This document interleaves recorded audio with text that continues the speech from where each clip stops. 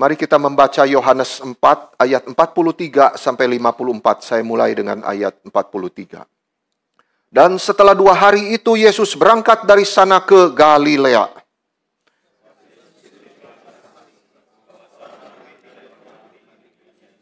Maka setelah ia tiba di Galilea, orang-orang Galilea pun menyambut dia karena mereka telah melihat segala sesuatu yang dikerjakannya di Yerusalem pada pesta itu, sebab mereka sendiri pun turut ke pesta itu.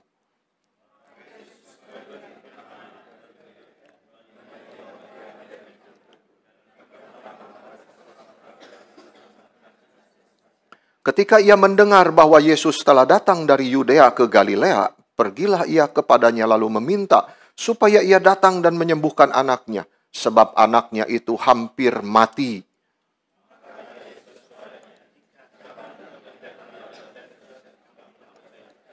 Pegawai istana itu berkata kepadanya, "Tuhan, datanglah sebelum anakku mati."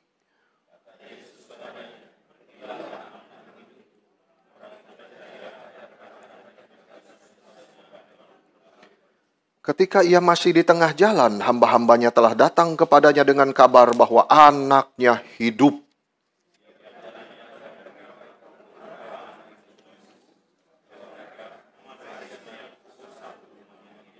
Maka teringatlah ayah itu bahwa pada saat itulah Yesus berkata kepadanya, "Anakmu hidup."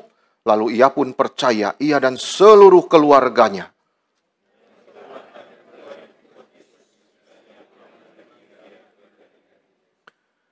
Saudara sekalian, saya ingin kita membaca satu kali lagi. Ini dituliskan setelah Yesus berbicara dengan perempuan Samaria. Ya, lalu saat itu di Samaria itu banyak orang percaya ya dengan perkataan Yesus. Lalu setelah itu kita teruskan bagian ini. Ya, silakan Bapak Ibu baca yang 43.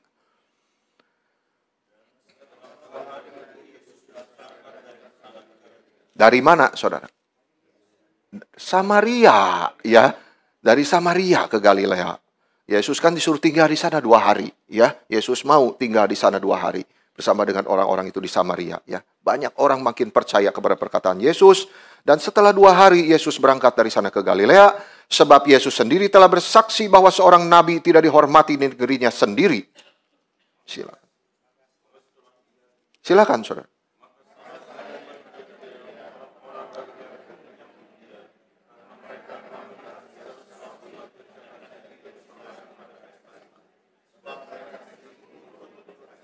Maka Yesus kembali lagi ke Kana di Galilea, di mana ia membuat air menjadi anggur. Ini ceritanya mulai dari sini, Saudara. Dan di Kapernaum ada seorang pegawai istana, anaknya sedang sakit. Silakan.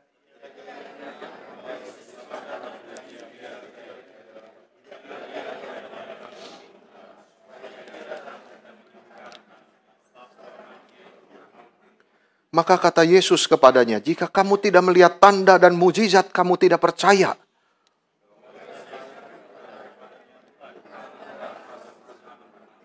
Kata Yesus kepadanya, "Pergilah, anakmu hidup." Orang itu percaya akan perkataan yang dikatakan Yesus kepadanya, lalu pergi.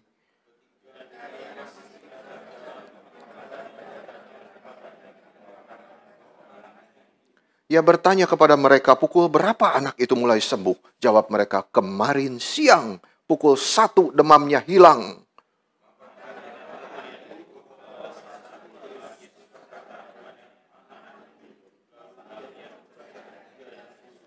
Dan itulah tanda kedua yang dibuat Yesus ketika ia pulang dari Yudea ke Galilea.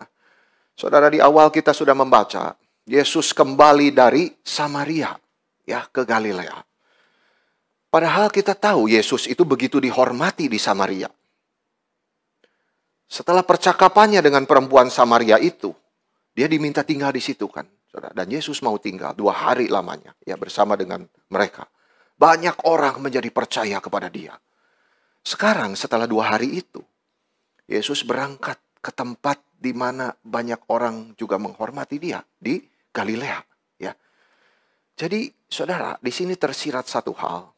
Memang kita tidak akan membahas ini dengan mendetil, tetapi saudara, meninggalkan mereka yang menghargai kita, itu adalah penyangkalan diri yang besar.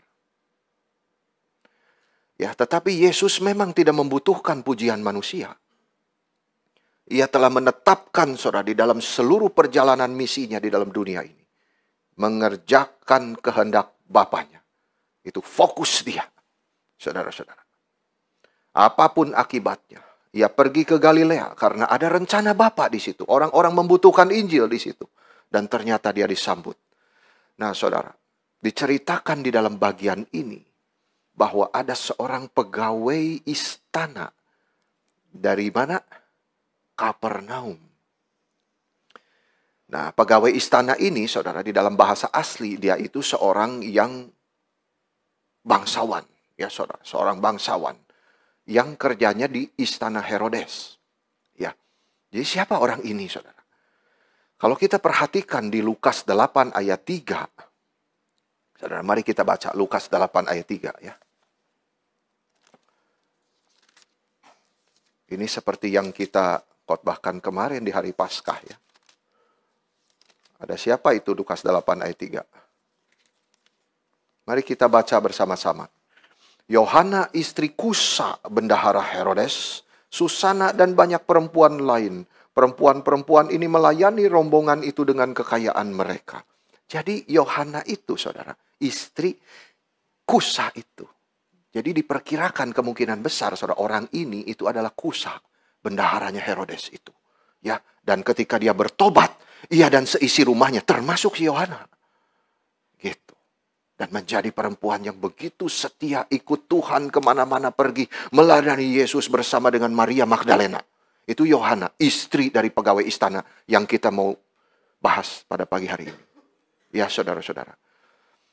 Jadi, inilah Kitab Suci memberitahu kita, saudara, pelayanan Yesus itu tidak membeda-bedakan orang. Baik suku apa, ras apa, bangsa apa, status sosial apa, saudara, Yesus menerima semua orang yang mau datang kepadanya. Dia mau melayani setiap orang yang mau datang kepada dia. Saudara, anugerahnya begitu besar kepada semua orang berdosa. Di dalam Injil Yohanes ini sendiri kita sudah membahas. Di awal pelayanan Yesus itu mulai dari siapa? Nelayan-nelayan, murid-murid dia itu dari Galilea.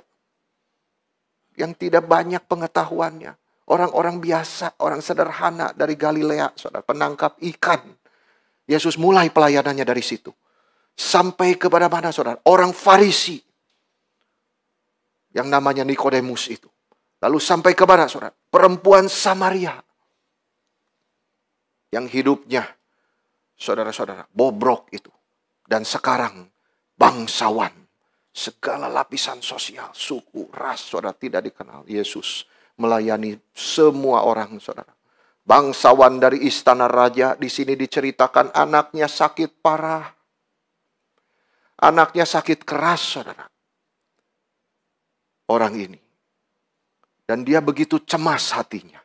Jadi ada dua hal, saudara. Yang pertama, anaknya itu mau mati. Dan hati dia itu begitu cemas. Nah, bagian ini, saudara, mengajarkan kepada kita 4 hal yang penting. Yang harus kita simpan di dalam ingatan kita. Dan terus kita memakainya tuh, seumur hidup kita. Yang pertama, saudara. Orang kaya mempunyai penderitaan seperti halnya orang miskin. Kita belajar pertama-tama penderitaan itu datang kepada setiap orang. Tidak peduli orang itu bangsawan.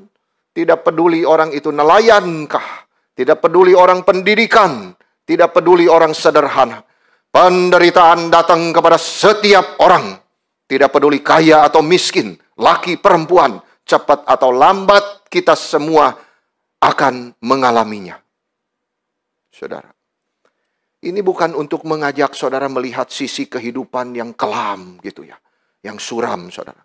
Kita sudah melihat sendiri fakta hidup di dunia ini. Itu sudah bicara keras sekali, saudara, di mana-mana. Perang, ya segala macam, saudara. Tetapi saya ingin kita belajar dari firman Tuhan. Bahwa satu-satunya yang bisa mempersiapkan kita, itu adalah firman Tuhan. Untuk bagaimana kita bisa bereaksi Bagaimana kita bereaksi ketika tragedi itu datang di dalam hidup kita masing-masing? Apakah kita akan kalah atau kita akan menang? Itu, saudara. Di dalam bagian firman Tuhan ini kita diberitahu seorang bangsawan yang sangat cemas karena anaknya sakit dan mau mati.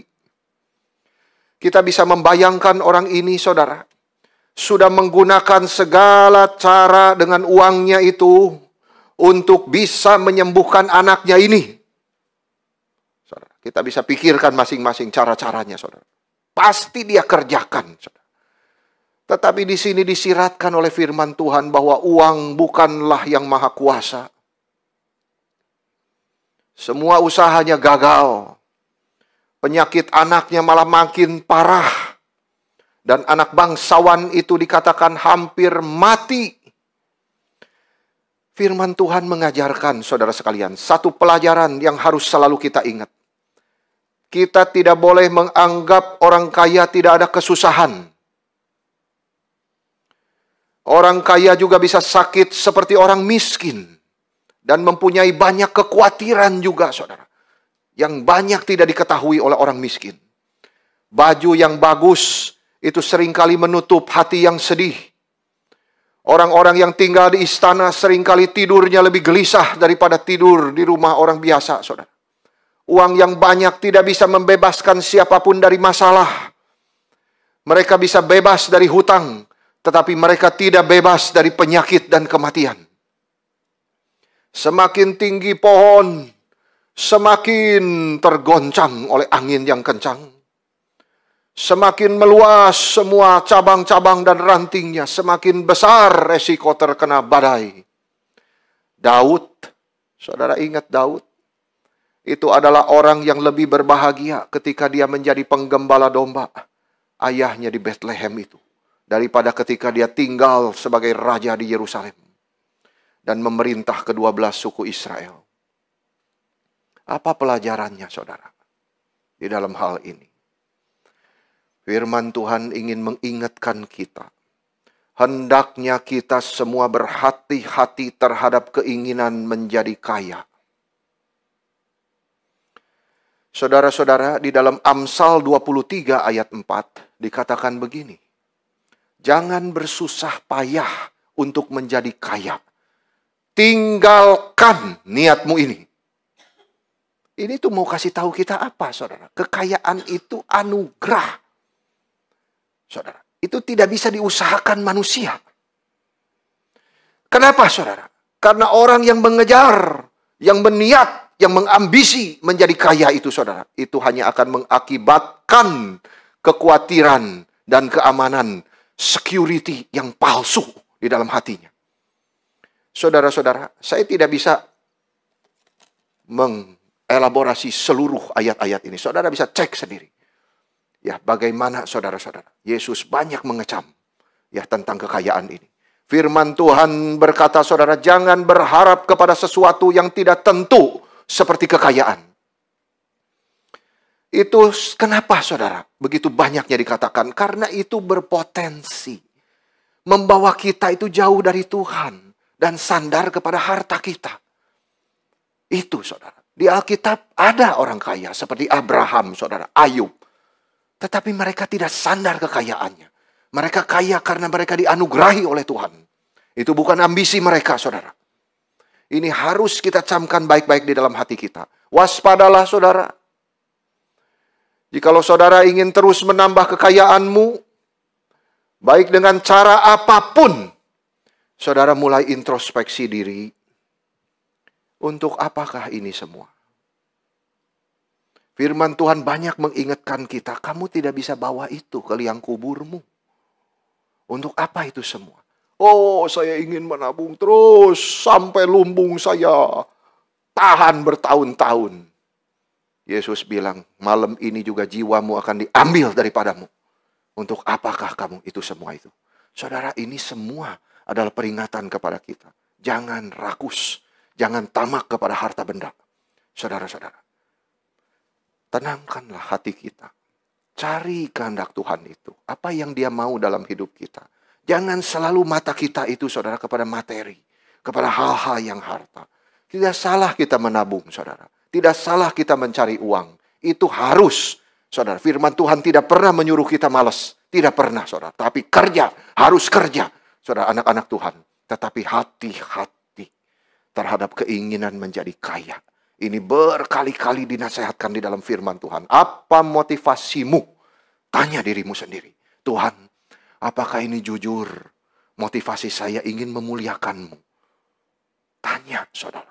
Untuk apa ini semua? Tuhan melihat dua hal, saudara, di dalam hal harta benda ini. Yang pertama, bagaimana cara saudara mendapatkannya. Dan kedua, bagaimana saudara menggunakannya. Itu saja. Baik-baik saudara berdoa di hadapan Tuhan. Firman Tuhan kepada Timotius, mereka yang ingin kaya terjatuh ke dalam pencobaan, ke dalam jerat dan ke dalam berbagai-bagai nafsu yang hampa dan yang mencelakakan, yang menenggelamkan manusia ke dalam keruntuhan dan kebinasaan. Ini saudara.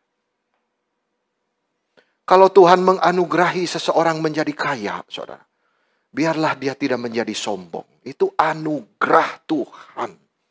Dan kita yang melihat mereka, saudara, tidak usah minder.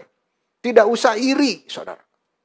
Biarlah kita berdoa untuk mereka. Mendoakan mereka, saudara. Karena mereka juga ada kesusahannya sendiri. Jadi kita tidak perlu iri kepada mereka. Di dalam Mazmur 46, saudara, ada tulisan begini.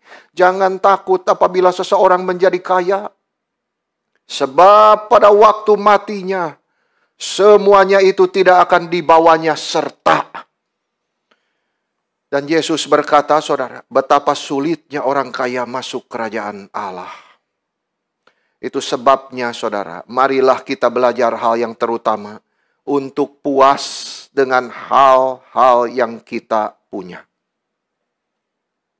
Saudara, Amsal berkata, jangan berikan kepadaku kemiskinan atau kekayaan. Biarkan aku menikmati makanan yang menjadi bagianku. Itu saudara. Tinggalkanlah niatmu itu. Biarlah kita masing-masing introspeksi diri kepada Tuhan. Tuhan, jikalau kekayaan yang saya punya ini adalah berkat anugerah daripadamu, saya jalankan terus. Pasti saudara akan menggunakan untuk pekerjaan Tuhan. Tidak mungkin tidak. Karena segala anugerah yang Tuhan berikan itu pasti tidak lepas dari kemuliaan Kristus. Saudara-saudara, harus selalu menyadari hal ini. Tidak mungkin kita diberikan anugerah kekayaan untuk kantong sendiri. Itu tidak mungkin, saudara. Tidak pernah di dalam prinsip kitab suci seperti itu. Tidak pernah, saudara. Tetapi orang ini terus berbagian di dalam pekerjaan Tuhan. Itu sebabnya dia memberkati orang ini dengan kekayaan yang berlimpah. Dan hatinya juga berlimpah untuk orang-orang miskin. Gereja-gereja Tuhan yang membutuhkan. Itulah, saudara, untuk Injil Tuhan. Sekali lagi, saudara, bukan tidak boleh menjadi kaya. Tetapi hati-hati terhadap niat dan keinginan. Jaga motivasi kita bersih. Karena kekayaan itu, saudara, anugerah Tuhan. Itu sebab kita harus mengikuti nasihat daripada Amsal tadi, saudara. Jangan kasih saya Tuhan kemiskinan atau kekayaan. Biarkan aku boleh menikmati makanan yang menjadi bagianku. Dijaga hatinya, saudara, dengan segala kewaspadaan.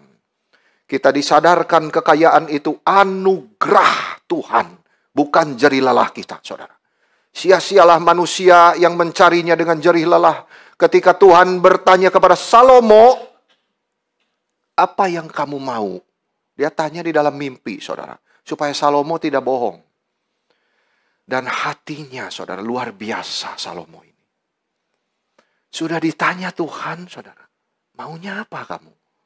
Ya, Salomo tidak minta kekayaan dan kemuliaan. Itu semua ditulis, saudara. Dia minta bijaksana. Waduh, saudara, ini luar biasa.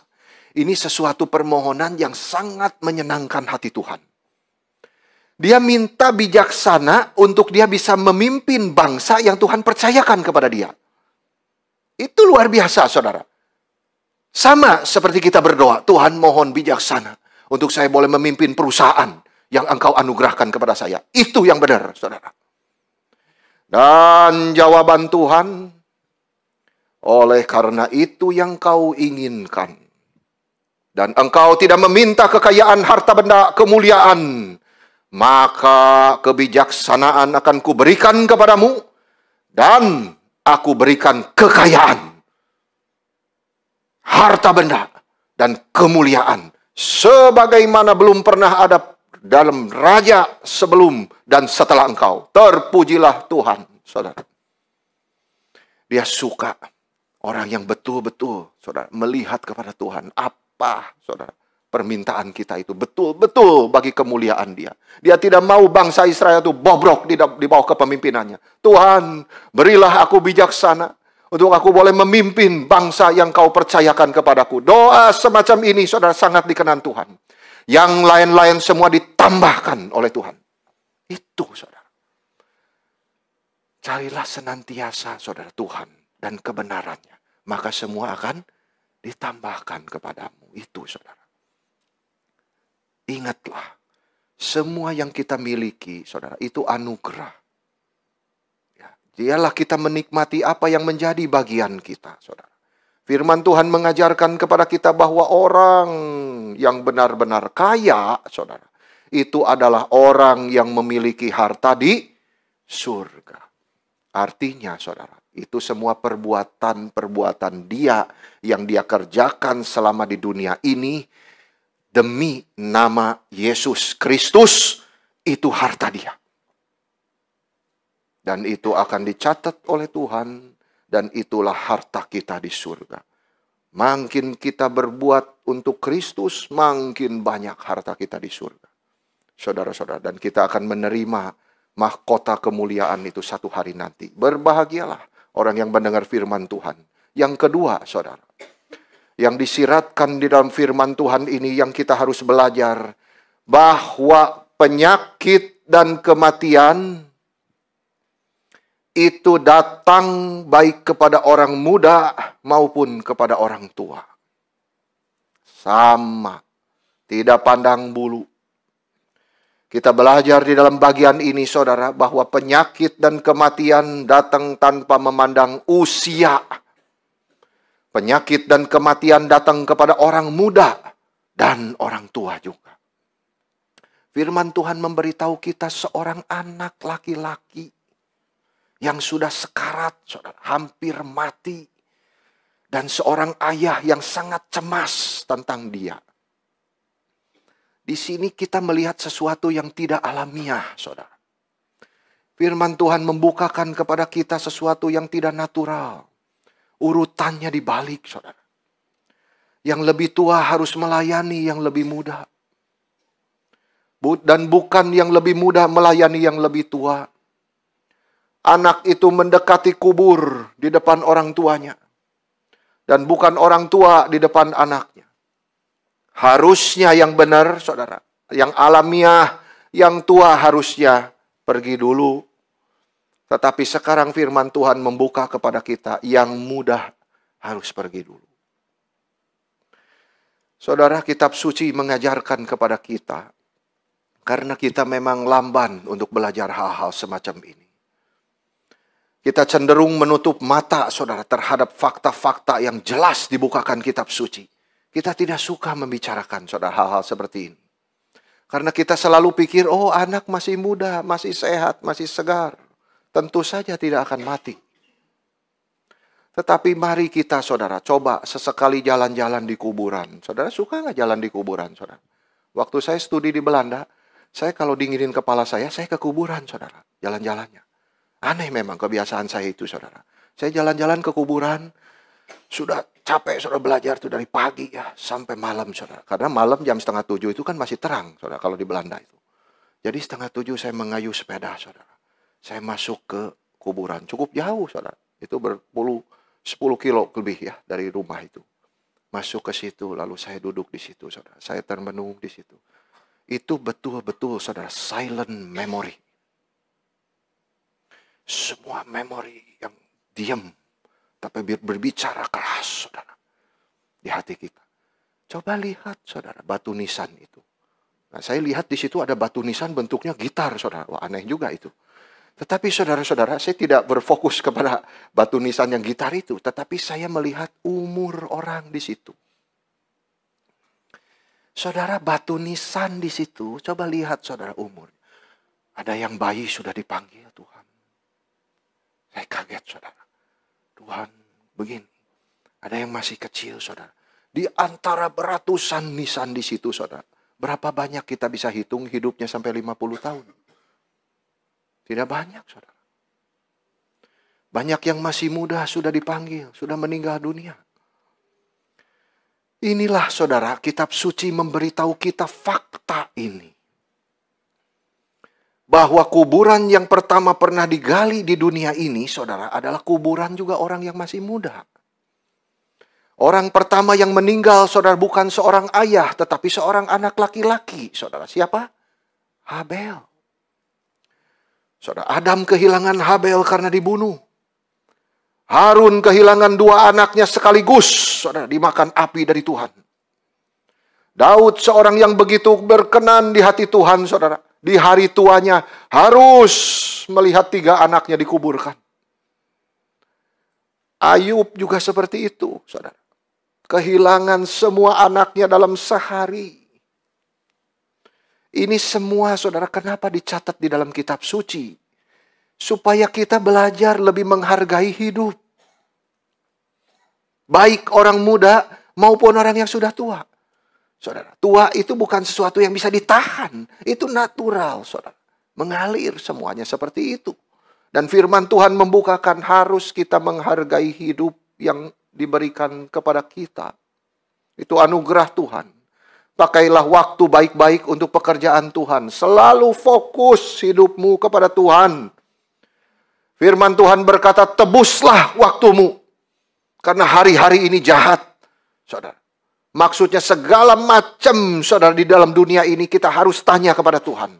Kita harus melibatkan Tuhan, saudara. Jangan cepat ambil keputusan. Karena dunia ini, saudara, semua hari-hari ini adalah jahat.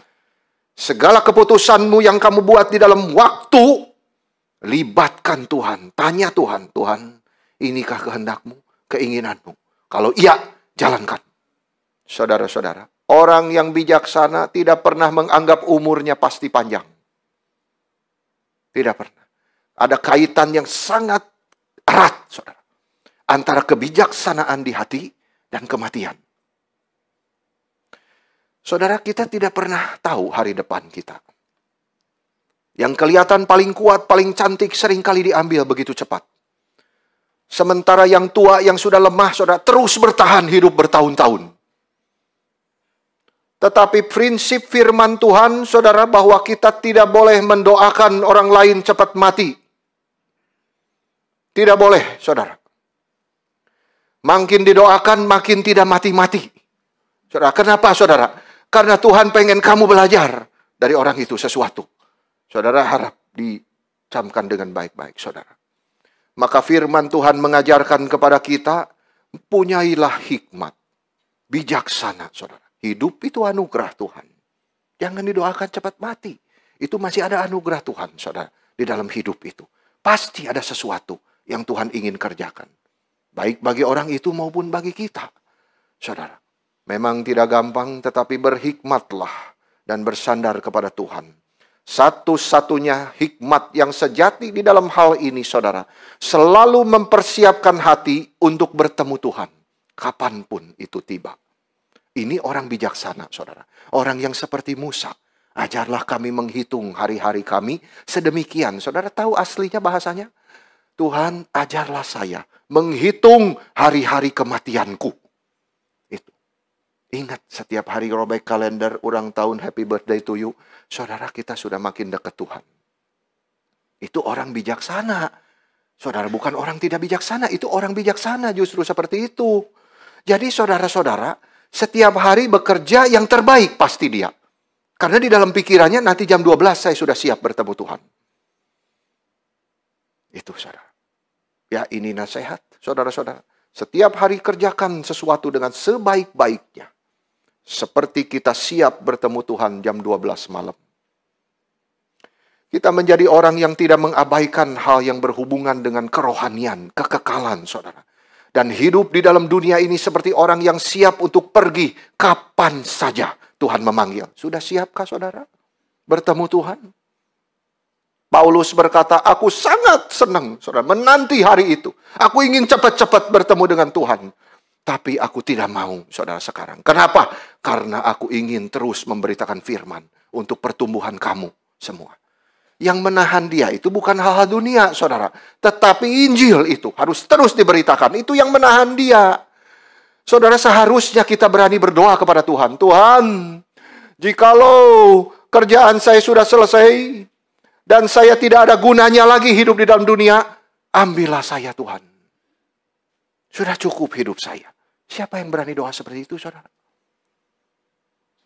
Saya dulu tidak berani, saudara. Waktu pertanyaan itu disampaikan di atas mimbar. Tetapi sekarang saya justru berani, saudara. Karena hidup ini memang untuk menjalankan kehendak Tuhan. Jikalau sudah selesai, saya mau pulang. That's it, finish. Seperti Yesus Kristus di atas salib telah selesai. Sudah selesai apa? Dia sudah selesai misinya, saudara, mengerjakan kehendak Bapaknya. Itu dia menjadi teladan kita. Jikalau kita sudah selesai, maka kita siap kembali, saudara. Itu menjadi introspeksi buat kita. Apakah kita sungguh-sungguh sudah mengerjakan kehendak Tuhan? Seperti Paulus, hidupnya cinta Tuhan, hidupnya kerja siang malam, banting tulang, saudara, untuk Injil Tuhan. Dia begitu tenang jiwanya. Dia justru ingin cepat-cepat kembali kepada Tuhan. Itu jiwa orang yang beres rohaninya, saudara, sebetulnya. Saya tidak mau. Saya ingin kepada Tuhan, tetapi paradoksnya saya tidak mau, saudara. Karena apa? Masih ada tugas pelayanan Injil untuk mempertumbuhkan kamu, orang-orang ini. Ini menjadi teladan, saudara, buat kita. Selalu siap pergi kapan saja. Karena kita di dunia ini mengerjakan tugas panggilan dari Tuhan. Itu sebab, saudara, tidak menjadi soal apakah kita mati muda atau mati tua. Jikalau pekerjaan yang Tuhan bebankan, yang Tuhan suruh kita kerjakan sudah selesai, maka kita dipanggil pulang. Itu, saudara. Selalu mendekatkan diri dengan Tuhan Yesus. Jangan cari jalan sendiri, tetapi kembali kepada Tuhan. Selalu mendekatkan diri dengan Tuhan Yesus. Dan kita akan selalu merasa aman, saudara. Di dalam setiap kejadian apapun yang menimpa kita. Itu poin kedua. Yang ketiga, saudara. Kita belajar di dalam bagian ini manfaat daripada penderitaan bagi jiwa kita. Kita belajar, saudara, dari perikop ini manfaat apa yang bisa diberikan penderitaan bagi jiwa. Firman Tuhan memberitahu kita, saudara, bahwa kecemasan terhadap seorang anak yang sakit itu membawa pegawai istana itu kepada Kristus. Saudara, bangsawan itu datang kepada Kristus untuk mendapat pertolongan yang sudah dia tidak bisa lagi andalkan hartanya. Satu-satunya adalah datang kepada Kristus Yesus. Dan itu tidak lepas daripada kecemasan dia dan anaknya yang sakit itu. Dia mau rendah hati sekarang, saudara. Saya mau datang sama Yesus. Saya tidak mau andalkan hartaku. Saya mau andalkan Tuhan. Dia masuk ke dalam persekutuan dengan Yesus. Maka dia mendapat pelajaran yang tidak ternilai harganya, saudara. Akhirnya lihat apa yang disediakan Tuhan. Dia percaya. Dia dan seluruh keluarganya, saudara. Termasuk jikalau benar, berarti Yohana itu. Yang akhirnya jadi perempuan yang ikut Yesus melayani kemana-mana, saudara. Apakah dia dicatat tinggalkan pekerjaannya? Yang mendatangkan dia banyak uang? Tidak, saudara. Dia tetap bekerja sebagai itu. Tetapi hatinya yang sudah dirubah. Pelajaran itu sangat berharga, saudara. Dan kejadian yang harus kita ingat, saudara, tidak lepas dari penyakit anaknya itu. Itu membawa dia datang lebih dekat, cinta, percaya kepada Yesus. Dia dan seluruh keluarganya tidak lepas dari penyakit anak. Kalau anak bangsawan itu tidak pernah sakit, saudara, mungkin ayahnya ini akan hidup dan mati di dalam dosa dia. Dia tidak pernah mengenal hidup yang kekal itu di dalam diri Yesus. Itu sebabnya, saudara, kita belajar bahwa penderitaan itu adalah salah satu obat yang paling ampuh dari Tuhan. Memang, saudara, Tuhan yang mau memakai cara itu. Itu faktanya, kita harus terima. Dengan penderitaan, saudara, Tuhan sering mengajarkan pelajaran-pelajaran di dalam hidup kita yang tidak dapat kita pelajari dengan cara lain. Tidak bisa dengan cara lain. Harus dengan cara seperti ini. Baru kamu bisa lebih dekat dengan saya. Tuhan bukan tidak tahu, saudara. Tuhan tahu. Tuhan bukan tidak tahu ketika memberikan kesulitan kepada kita. Dia tahu siapa kita. Dan kita hanya bisa dirubah dengan cara itu. Tuhan yang punya bijaksana, saudara. Dengan penderitaan, Tuhan sering menjauhkan jiwa kita dari dosa dan dari dunia. Ini pelajaran penting, saudara, dari firman Tuhan. Itu sebab kita jangan terlalu cepat kecewa kepada Tuhan. Karena kalau Tuhan tidak memakai cara itu, maka kita akan binasa untuk selamanya. Saudara, kesehatan itu memang adalah anugerah yang besar. Tetapi penyakit yang dikuduskan untuk kemuliaan Tuhan, itu adalah anugerah yang jauh lebih besar. Saudara, di dalam firman Tuhan ada tertulis, semua sakit penyakit itu, saudara, kesulitan itu, kenapa diberikan? Karena itu akan membawa kemuliaan bagi Bapa di surga. Itu luar biasa, saudara. Itu ayat yang jarang dikhotbahkan. Saudara-saudara, akan membawa kemuliaan penyakit ini. Apakah kamu percaya itu? Saudara, kemakmuran dan kelancaran di dunia, itu keinginan yang alamiah dari semua orang. Kita semua juga ingin lancar, saudara. Ingin sehat, ingin hidup bahagia. Tetapi kerugian dan salib itu, saudara, jauh lebih baik bagi kita. Kalau itu membawa kita lebih dekat dengan Yesus. Itu poinnya, saudara. Dan Tuhan tahu. Satu hari, saudara, kita akan memuji Tuhan bersama dengan begitu banyak orang kudus di surga. Kita akan berkata bersama-sama dengan pemazmur dan pegawai istana itu. Kalimat di dalam Mazmur 119 ayat 71. Demikian bunyinya, saudara. Bahwa aku tertindas itu baik bagiku, supaya aku belajar firman-firman-Mu. Itu sebab, saudara-saudara, marilah kita tidak cepat-cepat kecewa pada saat kesulitan menimpa kita. Marilah kita tanamkan dengan teguh di dalam pikiran kita bahwa Tuhan mencintai kita. Tuhan mengasihi kita. Dia tidak pernah melepaskan kita. Kita ingat firman-Nya. Cinta Kristus itu lebih tinggi, lebih dalam, panjangnya, lebarnya, saudara. Tidak bisa kita kira. Tidak bisa kita pikirkan, saudara. Itu sebabnya Dia peduli dengan kita, saudara. Maka Dia memberikan kita obat. Dan di dalam obat itu ada maknanya bagi hidup kita. Ada kehendak Tuhan yang Tuhan simpan. Ada pesan dari Tuhan yang ingin disampaikan kepada kita masing-masing. Di dalam setiap kesulitan yang menimpa hidup kita. Lihatlah tangan Tuhan yang kuat. Yang penuh cinta kasih dan anugerah itu. Saudara-saudara, siap memberikan berkat-Nya kepada kita. Tidak ada pelajaran begitu besar seperti yang dipelajari di sekolah penderitaan. Semua kesulitan yang diizinkan oleh Tuhan melatih kita, saudara, untuk makin rajin mendekatkan diri kepada Tuhan. Membaca kitab suci, berdoa kepada Tuhan. Saudara, banyak membaca buku-buku komentari tidak bisa membantu kita mengerti kitab suci sebanyak penyakit dan kesedihan. Ibrani 12 ayat 11 berkata begini, saudara. Memang tiap-tiap ganjaran itu, waktu ia diberikan, tidak mendatangkan sukacita, tetapi duka cita. Tetapi kemudian ia menghasilkan buah kebenaran, yang memberikan damai kepada mereka yang dilatih olehnya. Jadi penderitaan itu diberikan oleh Tuhan untuk melatih kita, saudara.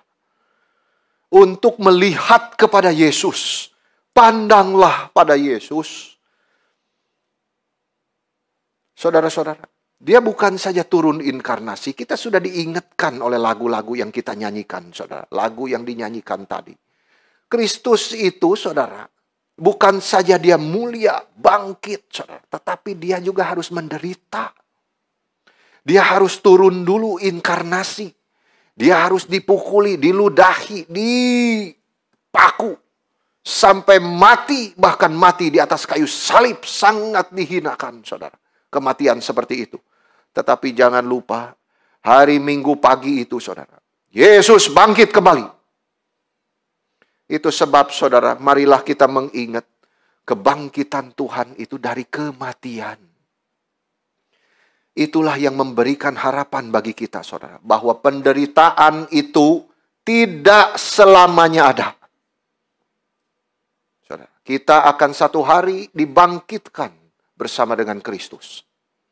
Itu sebab meski kita harus mengalami banyak kerugian, saudara, sebagai anak-anak Tuhan di dalam dunia ini. Tetapi jikalau kita percaya kepada Tuhan, maka itu semua akan menjadi keuntungan bagi hidup kita. Selamanya, saudara. Keuntungan yang kekal. Pegang tangan Tuhan.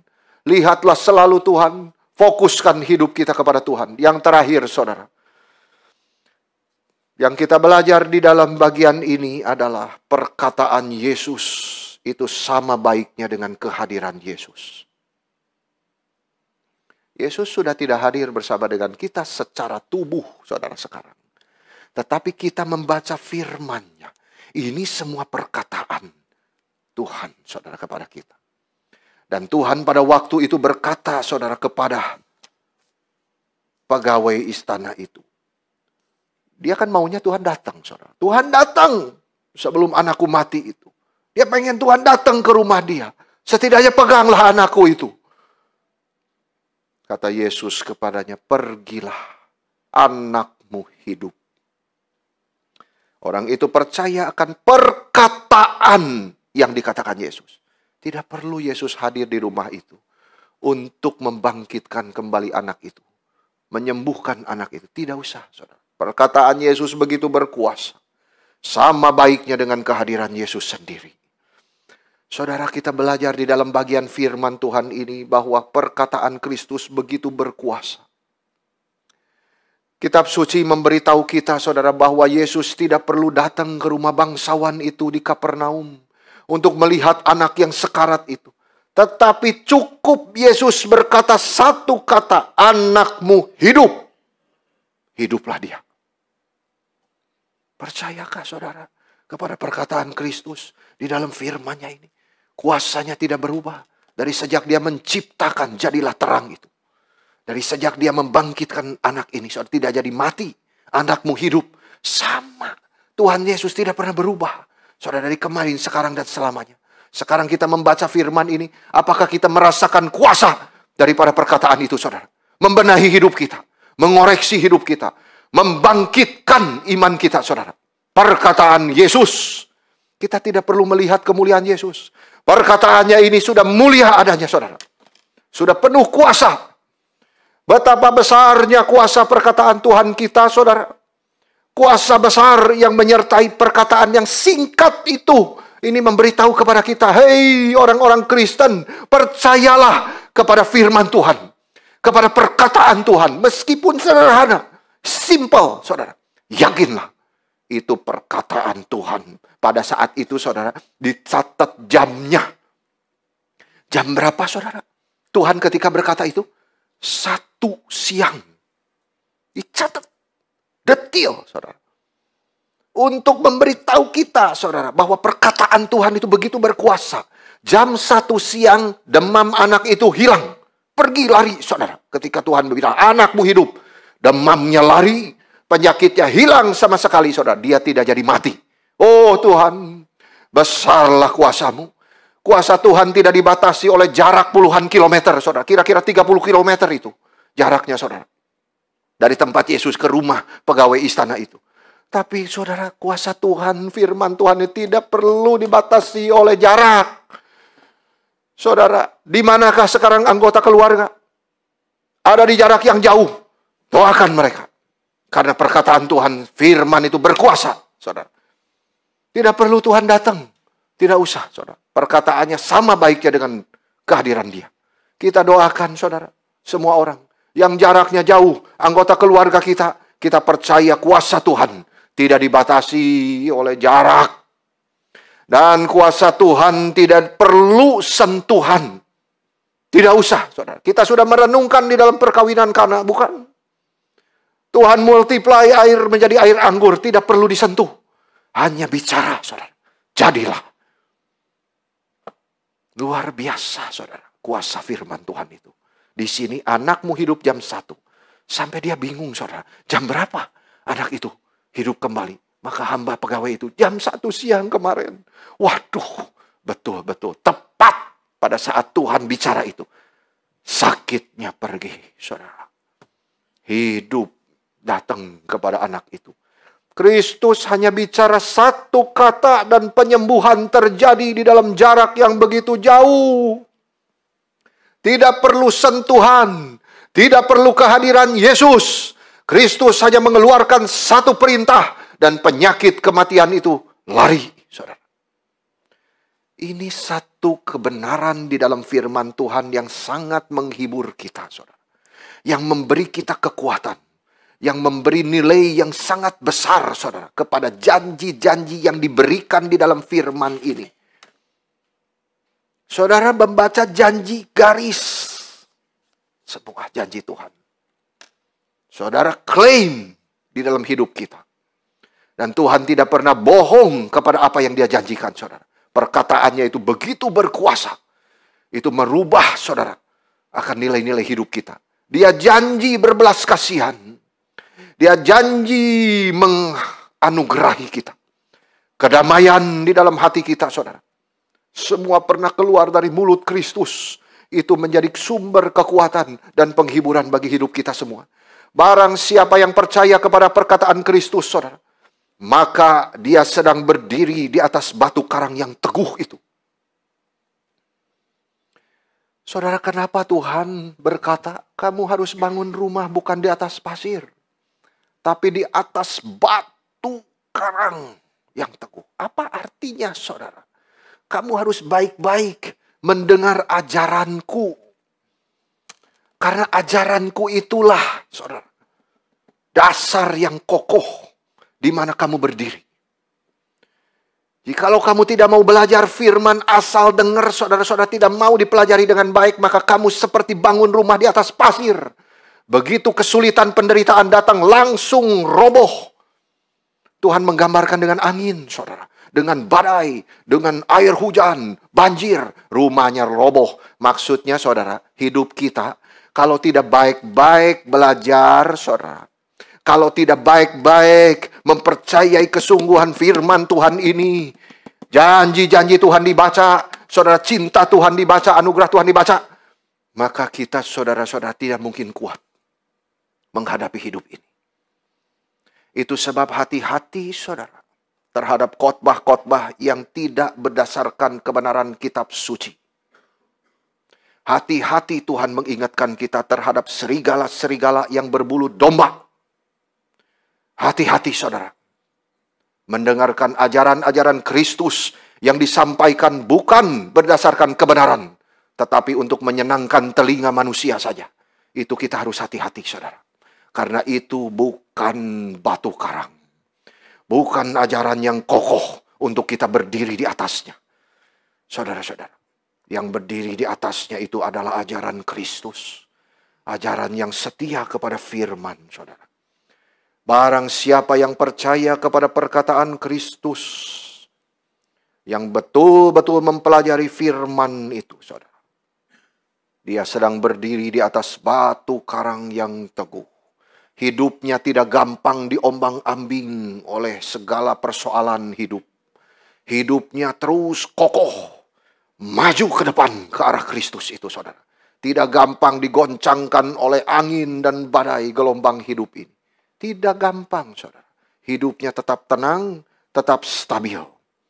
Karena dia tahu Kristus dan ajarannya menetap di hati dia. Semua perkataan Kristus dia baca, dia kerjakan, saudara. Dan apa yang telah Tuhan janjikan itu semuanya dia alami di dalam hidup dia. Saudara, orang berdosa yang sungguh-sungguh telah datang kepada Kristus, memberikan seluruh hidupnya kepada Kristus, saudara, akan aman selama-lamanya. Karena namanya itu tertulis di buku kehidupan. Jikalau Kristus telah berkata, siapapun yang datang kepadaku tidak akan kubuang. Itu perkataan Kristus yang harus kita percaya. Tuhan bilang siapapun yang datang kepadaku. Kita sudah melihat saudara pelayanan Yesus kepada semua kalangan. Perempuan, laki, status sosial, suku, ras, bangsa. Siapapun dengan dosa sebesar apapun seperti perempuan Samaria kah? Saudara seperti Nikodemus kah? Tuhan terima. Tuhan bilang siapa yang datang kepadaku tidak akan kubuang. Dan hati kita dapat bersaksi saudara, aku telah datang kepadamu Tuhan. Gunung batu yang teguh, pengharapan hidupku. Maka kita tidak perlu ragu saudara, bahwa kita sungguh-sungguh orang yang sudah diselamatkan. Itu tandanya saudara. Orang yang sudah diselamatkan, tandanya selalu mau bertobat, kembali kepada Tuhan. Itu saudara, pertobatan itu terjadi terus-menerus di dalam hidup orang Kristen. Karena kita tidak sempurna saudara hidup di dalam dunia ini. Mau datang kepada Tuhan senantiasa saudara. Di dalam segala hal di dunia ini kita mengatakan saudara bahwa melihat itu adalah percaya. Orang semua butuhnya bukti saudara. Seperti mirip dengan siapa saudara itu? Murid Tuhan, Thomas itu. Ayo kasih lihat dulu dong tangan. Baru saya mau percaya. Ya toh. Lalu Tuhan tampil saudara. Menunjukkan dirinya di hadapan Thomas itu. Mari Thomas. Cucukkanlah jarimu. Tidak perlu lagi dia sentuh Tuhan. Langsung dia tersungkur, saudara. Tuhan bilang apa? Bahagia yang percaya, tapi tidak melihat. Saudara. Seperti orang Yahudi di zaman Yesus, mereka tidak bisa percaya Yesus adalah Kristus. Selain mereka melihat mujizat yang dikerjakan. Itu sebabnya Yesus berkata dalam bagian ini, saudara. Jika kamu tidak melihat mujizat, kamu tidak percaya. Kenapa kamu tidak bisa percaya? Kenapa imanmu begitu kecil? Tuhan tahu hati manusia, saudara. Dia mau menguji kita di dalam segala keadaan kita. Itu sebabnya di dalam Injil, saudara, diajarkan kepada kita. Percayalah kepada perkataan Kristus. Itu sama baiknya, saudara, dengan melihat Yesus sendiri. Kalau Yesus berkata kita hidup, maka kita akan hidup selama-lamanya. Dan tidak akan pernah mati. Kita ingat pernyataan Yesus kepada Marta, saudara, yang baru saja kehilangan saudaranya, Lazarus itu. Yesus berkata begini, akulah kebangkitan dan hidup. Barang siapa percaya kepadaku, ia akan hidup, walaupun ia sudah mati. Dan setiap orang yang hidup dan yang percaya kepadaku, tidak akan mati selama-lamanya. Percayakah engkau kepada perkataanku? Itu saudara. Pegawai istana yang penuh kekhawatiran itu percaya kepada perkataan Yesus. Anakmu hidup. Dia percaya, saudara, dituliskan di sini. Dan dia waktu itu sangat menderita jiwanya, saudara.